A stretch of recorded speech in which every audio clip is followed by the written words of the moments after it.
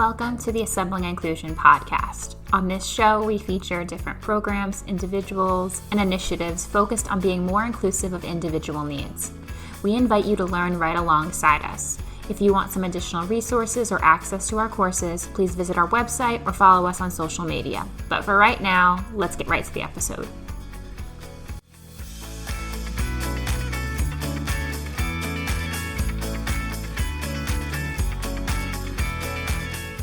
Digital accessibility is an important topic of conversation as we spend most of our daily lives online in some capacity. However, the guidelines for accessible web design are often not followed. Some studies even suggest that as little as 3% of the internet is accessible to someone with a disability. In this episode, we're spotlighting this issue by showcasing Knowbility. We interviewed Sharron to discuss the importance of digital accessibility and common barriers that are experienced by people when working within a digital space. Knowbility has a variety of programs, including Be a Digital Ally, that focus on making web content more accessible. They break down these guidelines into manageable chunks to really help people get started making the change and ensuring that the content they are sharing and posting is openly accessible to everyone. This episode provides a lot of insight not only into web accessibility, but also into the great work Knowbility is doing to promote awareness of online barriers. If you want to learn more about how to make sure your own content is accessible, let's dive right in to learn more. Hello, and welcome back to the Assembly Inclusion podcast. I'm here today with Sharron, the founder and executive director of Knowbility, and we're going to be talking a little bit about the organization in general, as well as their Be a Digital Ally program and digital accessibility overall, and just all of the work that they're doing over there. So Sharron, thank you so much for being here with us today. Well, thank you, Katie, for having me.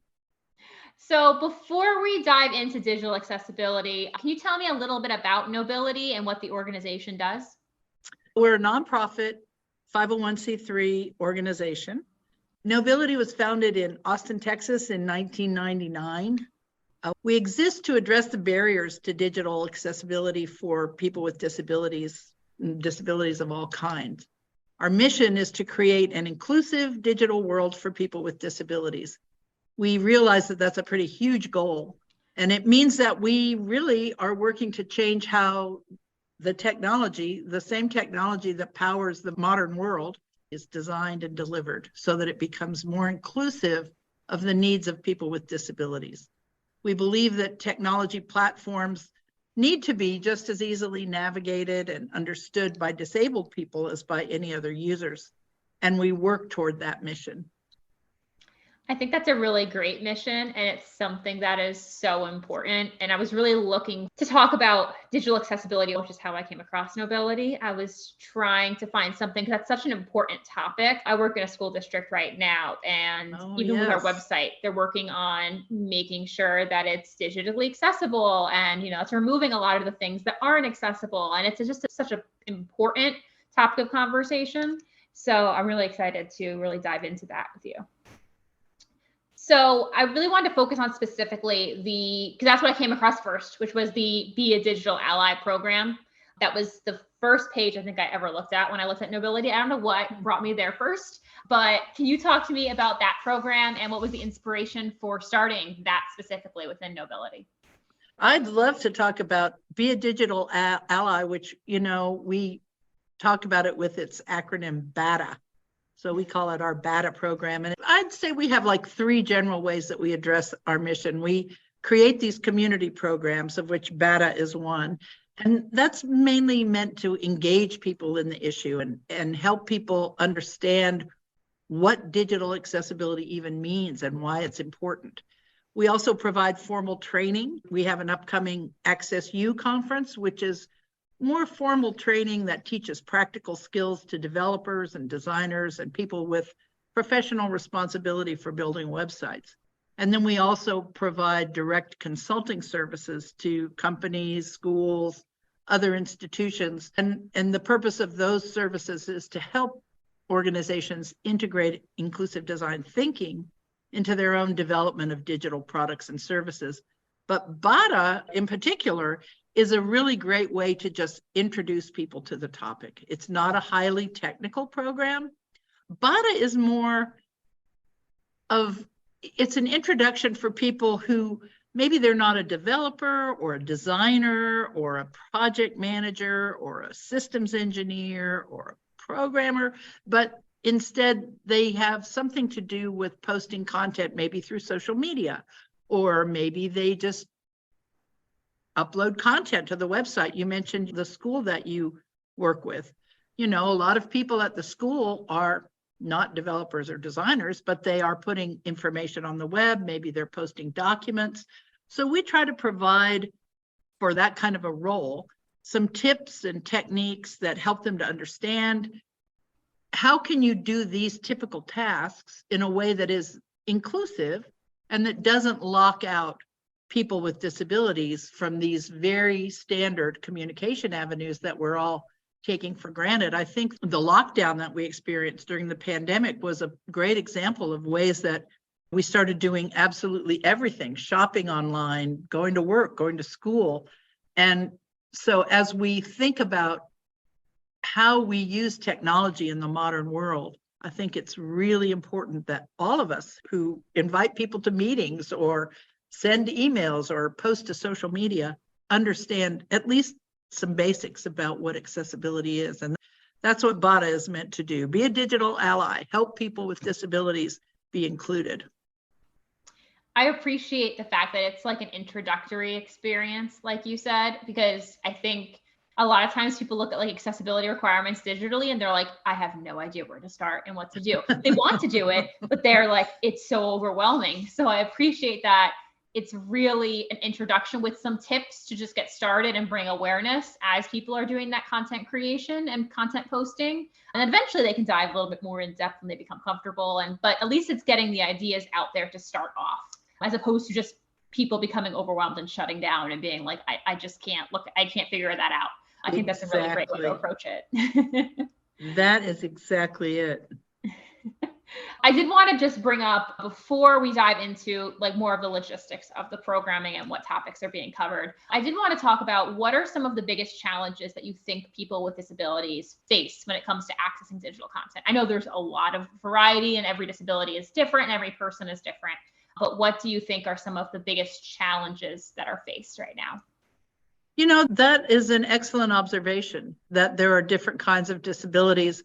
And as a result of that, there are different barriers that people experience depending on what their disabilities are. So when you're designing tech, I think you have to have at least a very basic understanding of how different disabilities are affected by different design choices. So I think probably the easiest one to understand for people is the barriers that are experienced by blind people. And in fact, when we started Knowbility, which was 23 years ago, people would say, well, how can blind people even use the web?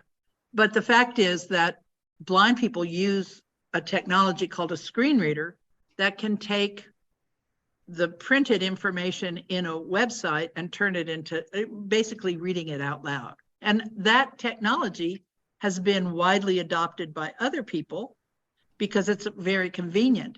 But if you are entirely blind and you only are depending on what you listen to, then if text is presented as a graphic image rather than a text, the screen reader won't be able to translate it. Pictures, if there's a picture of something or a graph or a chart, when visual information is not explained or given a text equivalent, when it's only delivered as an image, then someone who's blind, their screen reader can't translate it, and they essentially have no access to that content or that information. It becomes inaccessible to them. People with low vision have a different challenge because they may need to magnify the content, the text, to a size that's big enough to be legible so that they can read it. So if the design does not allow the text to expand and reflow, that information will be lost to that type of reader. I think deaf users are one that's another easy one to understand. If you have a video, or if you're on a Zoom conference or any kind of video conference with someone who's deaf and there are no captions, then that deaf person is not going to be able to participate. So captions become an accessibility affordance Things like forms where we input, those need to be labeled. They need to be keyboard accessible. People who have mobility impairments, they may not use the mouse at all. So if you're just using a keyboard or the tab key, you have to make sure that all those content elements are programmed in a way that you can get to them with the keyboard only, without a mouse. There are barriers involved with touch screens for people who are mobility impaired. For people with cognitive disabilities, you want to be sure that you are not using language that is super complex.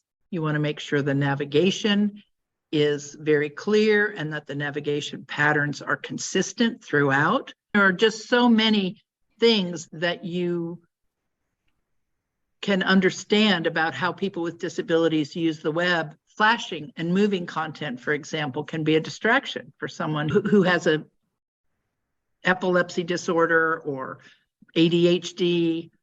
Different groups of people have different reasons why certain things are terribly accessible. So what happens as people learn about this issue is that, as you mentioned, they often quickly feel like overwhelmed, like, oh no, this is too much. This is too much. I can't manage all this. And while I understand that that list is long, most of these issues are not that difficult to address. So if you become aware of it and you have a commitment to ensuring access for this broad group of people, then you learn how to integrate accessibility features into different products or services or communications that you're doing as you create them. And then it's not like you have to go back and then put all this accessibility in. It's that it just becomes part of your process of making things. And that's what we try to do with BADA. You know, we want to provide clarity around one of these issues at a time, you know, break it down a little bit, provide free solutions that exist for many of them, and invite people to implement them as they post videos or social media content or more information to the web or applications or other digital communications. I think that's a great point about doing it as you go, as opposed to doing it on the back end when something is designed and finished, because then it feels like part of the process authentically, as opposed to something else you have to go back in and do. The captioning is always huge. I'm a big captions user. I don't have a hearing impairment in any way. It's just like, that's just how I connect better. Like even now, I have my closed captioning on because it helps me with conversation and like picking up on information. So that's something I always try to go in and do. But some people are like, I forgot about the captions entirely when I was doing a video. And it's like, okay, well now you can go back and make sure the captions are accurate. That's one of my like pet peeves, that people are like, oh, the transcript is there. And I'm like, but the transcript is wrong. And like, if you're doing an online course, and I've come across it, online courses, that I'm like, I have the closed captioning on, I'm looking at the transcript to go back and review. And I'm like, that's not even the right information. And like, this is the information you need. Like, it has to be correct. So I appreciate the breaking down of it to the point where it's like, okay, you're thinking about it as you're going through and not just like tacking it on later as you go through like those different webinars and modules that are going with the Be a Digital Ally program.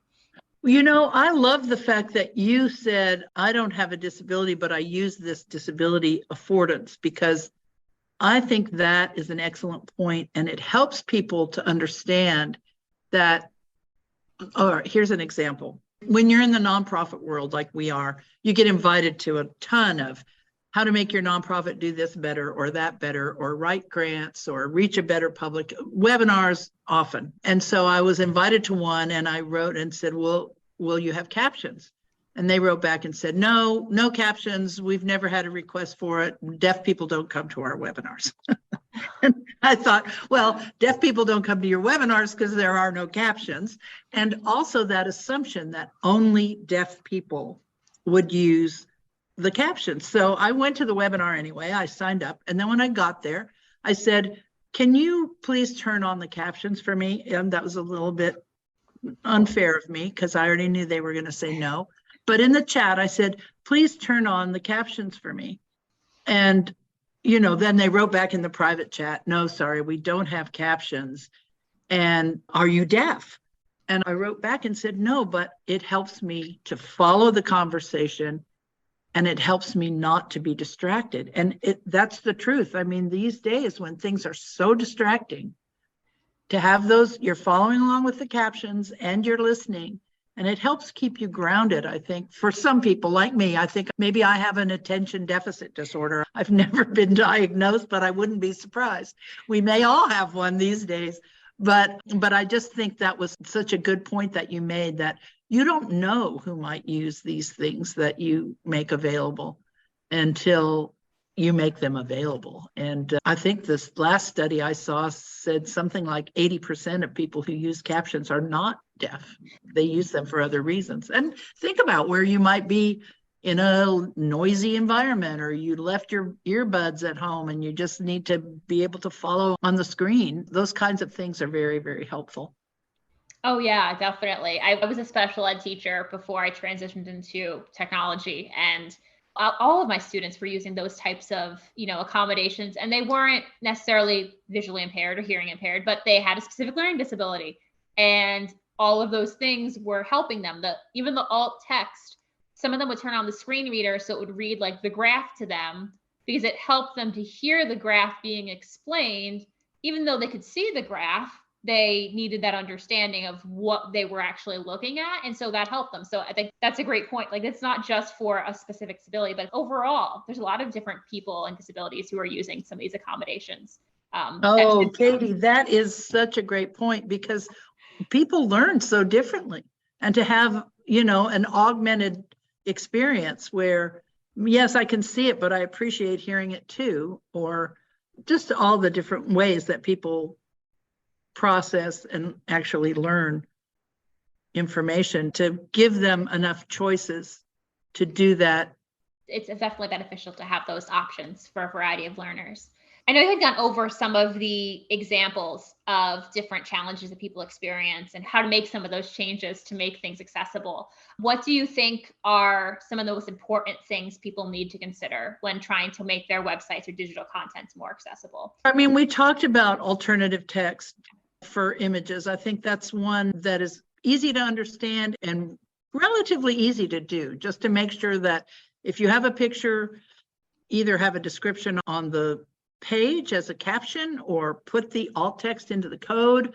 Most social media platforms now do have that ability. You just have to be aware of it and make sure you put alt text in when you have image content.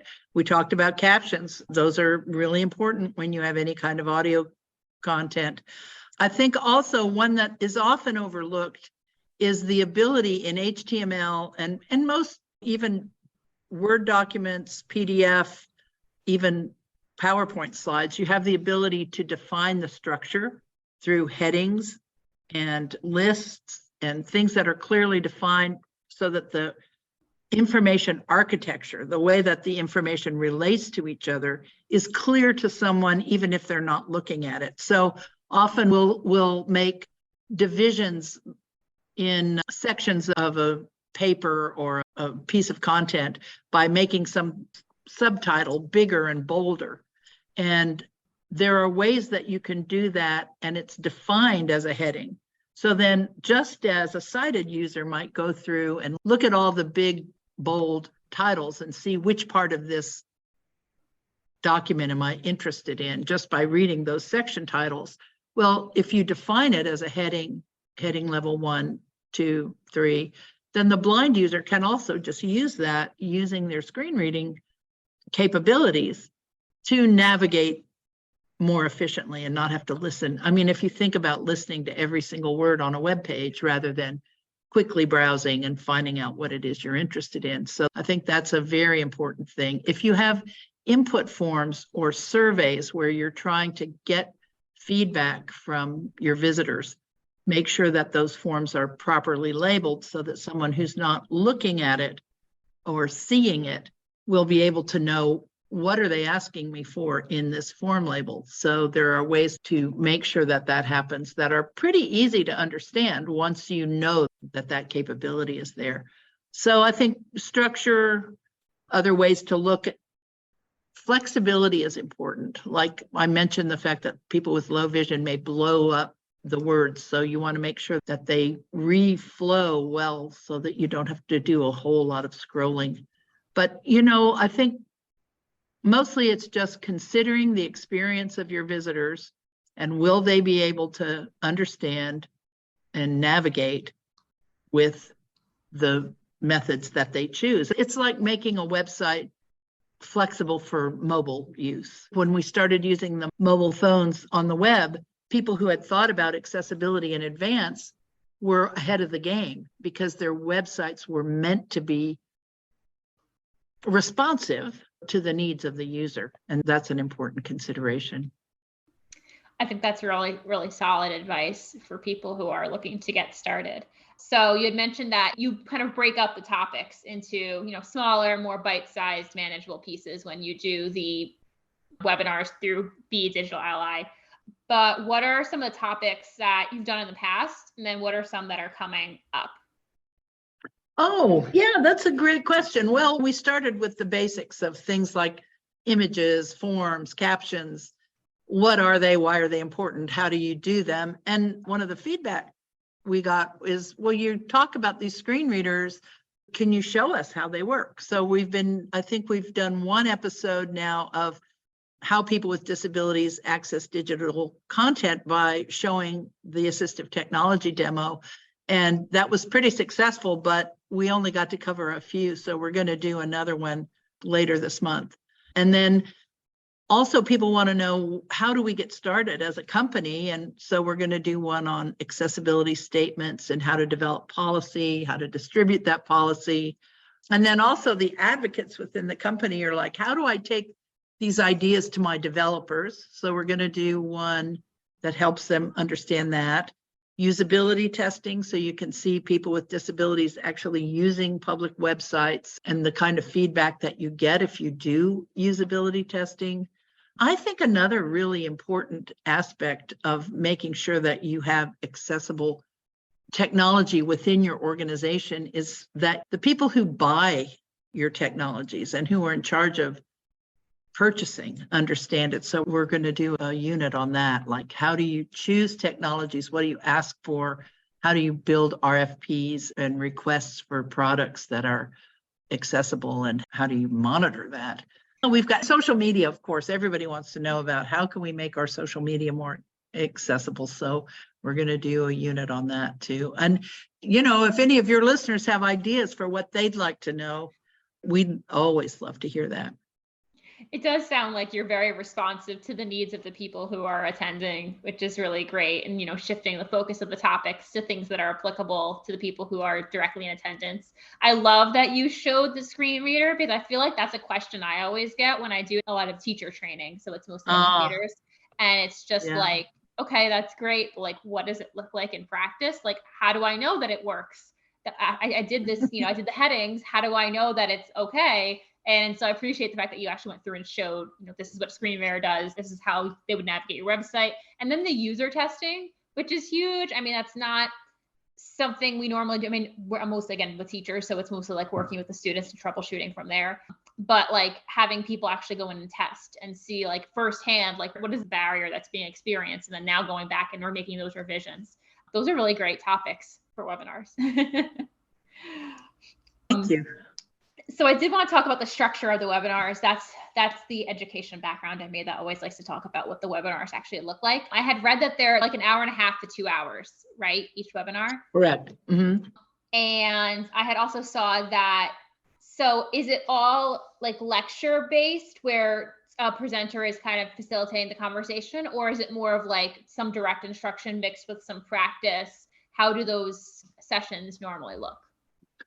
Well, it really depends on the topic. For example, the assistive technology demos, there was not much participation. Yeah. But with the alt text course and some of the others, we do try to give some practice. We start usually by providing context and background because these are free webinars. People show up for the first time and they haven't ever been to one before. So we kind of try to put this in context. Why does it matter? Why does it matter whether your website is accessible or not? And we remind people, from a human rights perspective, there are legal requirements, of course, around, equal access, but that's not so much in the spirit of Knowbility. We like to talk about the human rights. We care about equality, diversity, inclusion.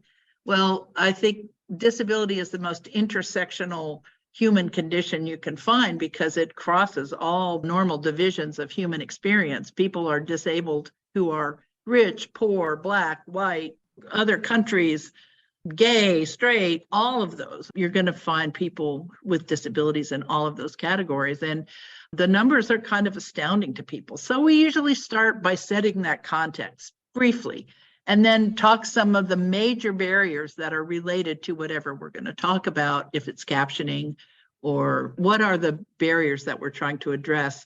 Then we explore the topic. And as you said, it might be interactive if the topic leads to that kind of interaction, or it might be more of a demonstration or conversation, but we always provide resources, and we try to find as many free materials as we can to share with people. And by the way, for your listeners right now, the Web Accessibility Initiative at the W3C, which the W3C makes all the standards for the web, and their Web Accessibility Initiative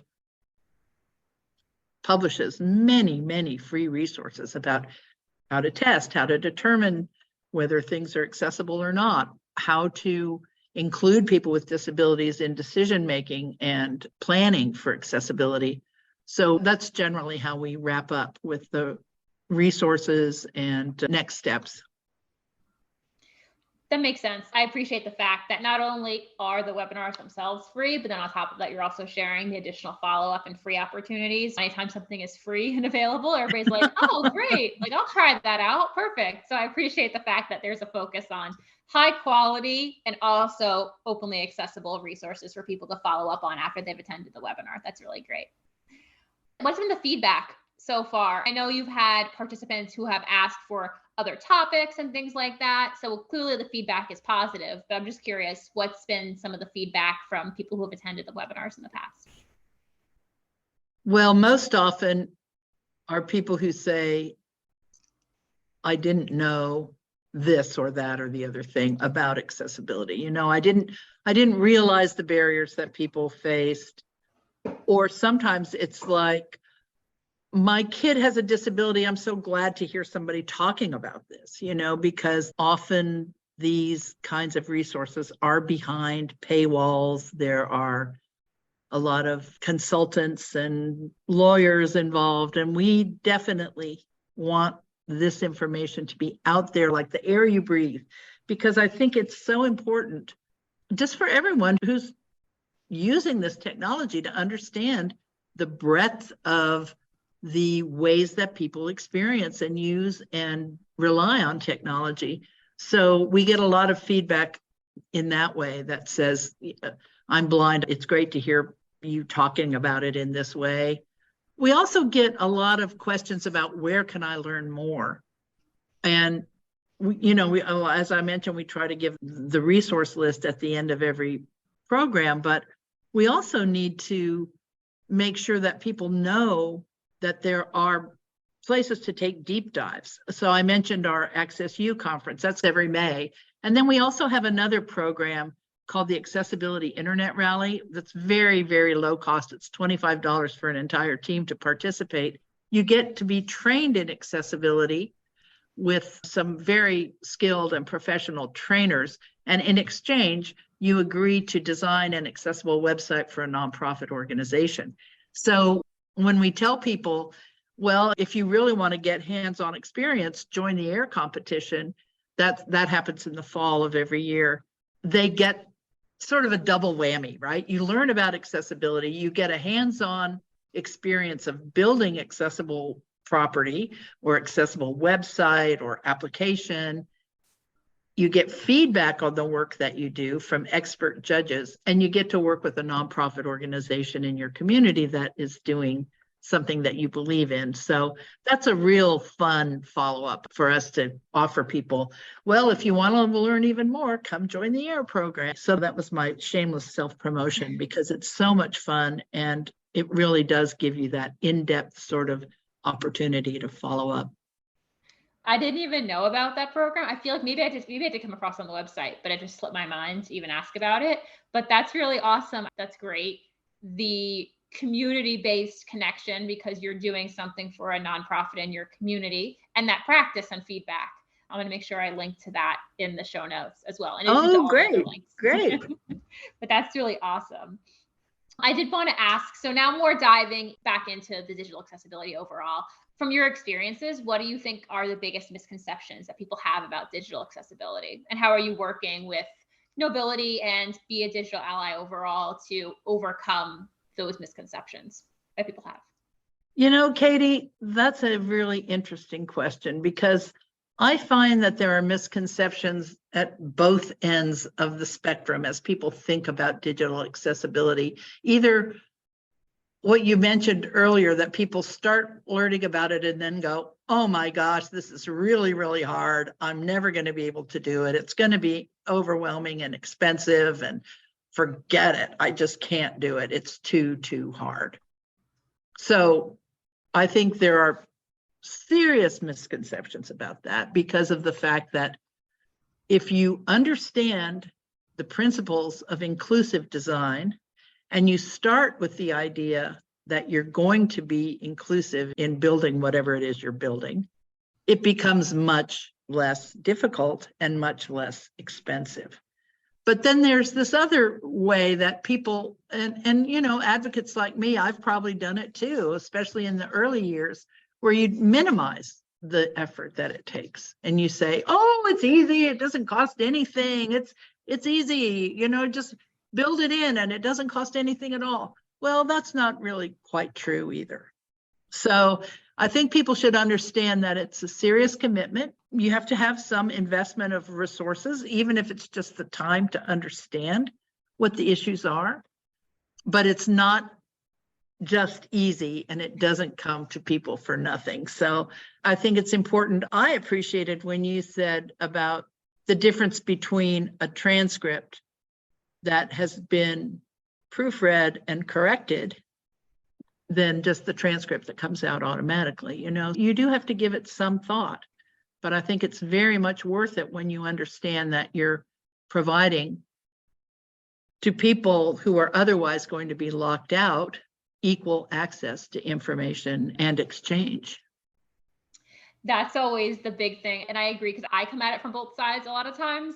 I'm like, yes, everything needs to be accessible. And then I do the transcripts and I'm like, this is taking so much time. And it's like every time I meet with somebody to talk about digital accessibility at a conference or in my work, and I'm like, I get it because I am a one-person show and the transcript takes me the longest out of everything. The editing isn't as long as, you know, the recording isn't long. It's the getting the transcript correct and grammatically correct because the AI generated transcript is never correct.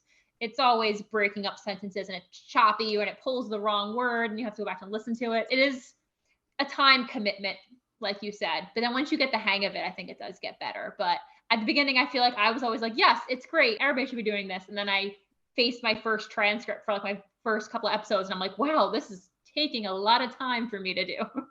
But it's well, it's a great thing to get volunteers to help with, by the way, because it's a great introduction for people who are interested in accessibility. That's one thing that we found is that when we go to edit the transcripts for BATA, it's something that volunteers are happy to do. So think about getting some volunteers, Katie.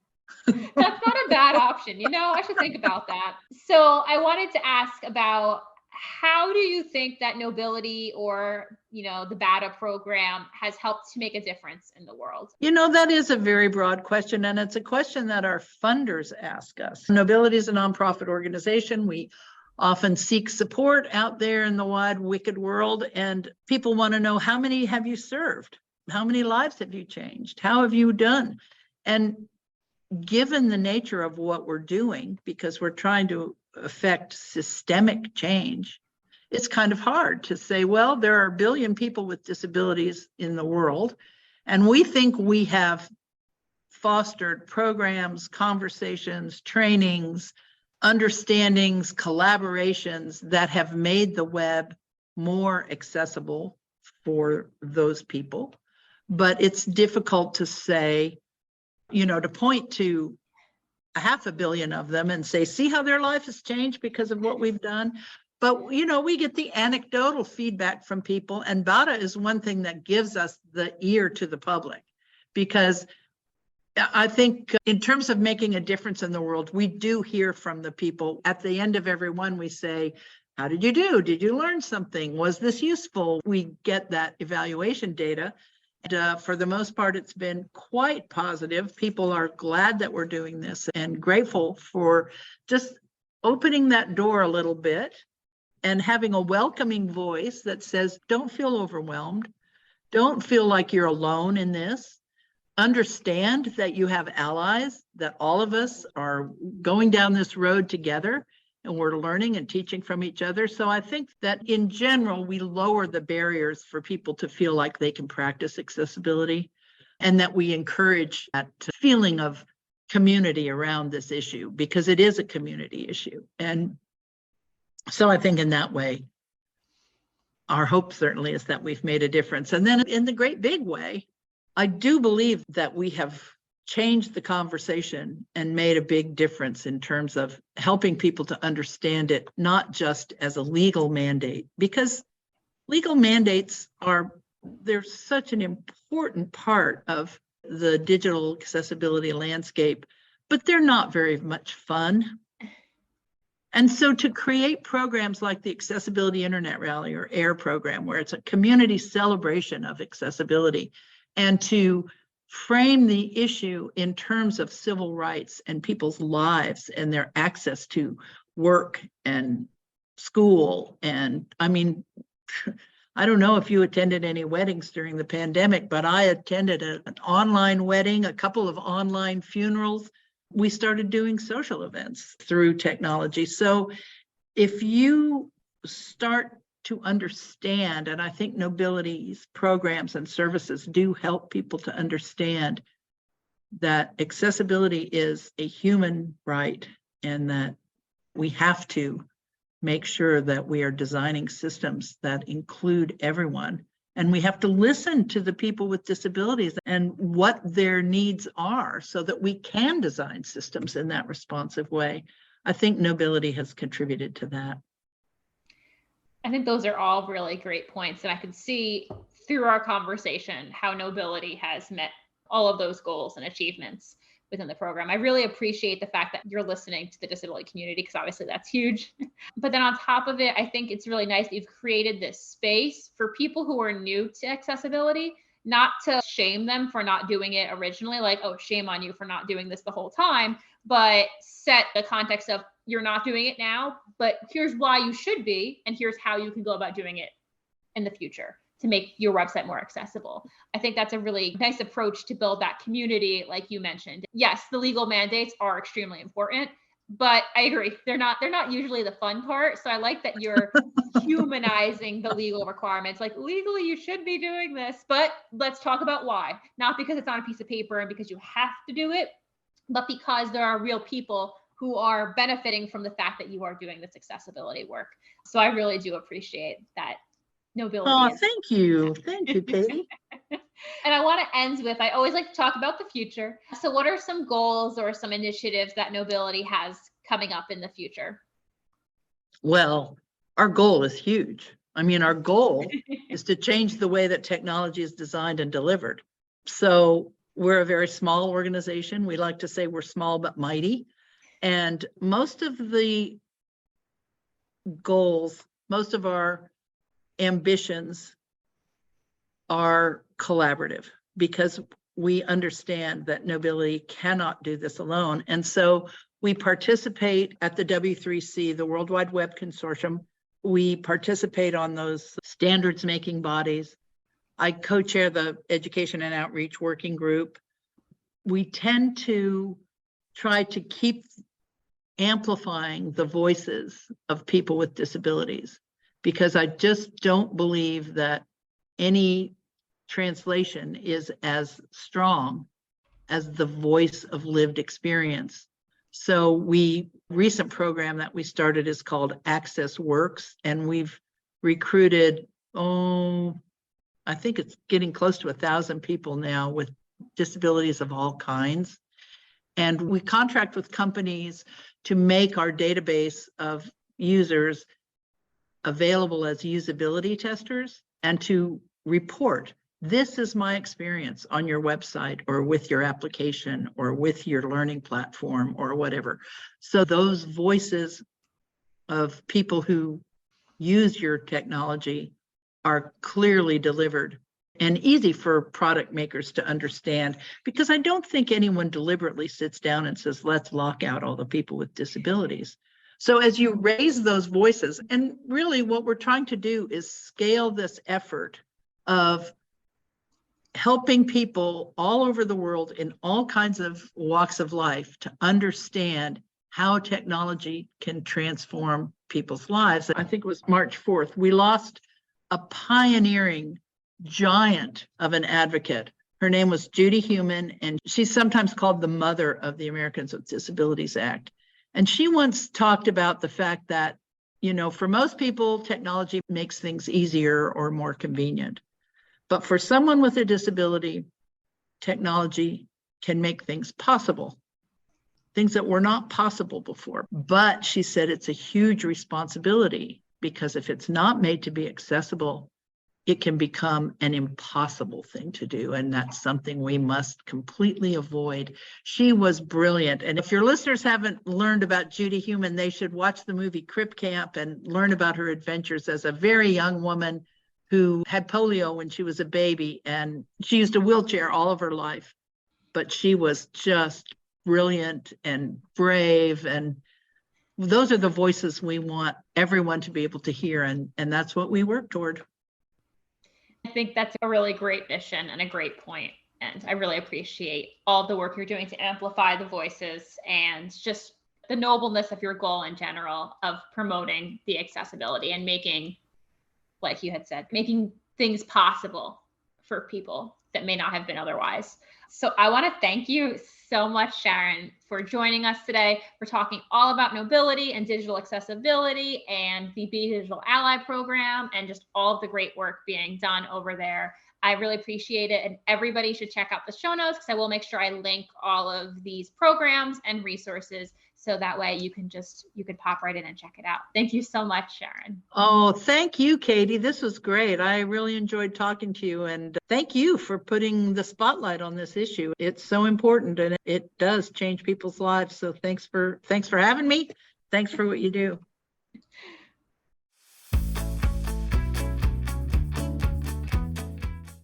Thanks for listening to this episode of the Assembling Inclusion podcast. I hope the information in this episode taught you something new, gave you a new idea, or showcased a new perspective. If you liked the episode, feel free to leave us a review or comment. If you have a recommendation for an individual or an organization who would make a great guest, you can message us on Twitter or Instagram, or send us an email at assemblinginclusion@gmail.com. See you next time.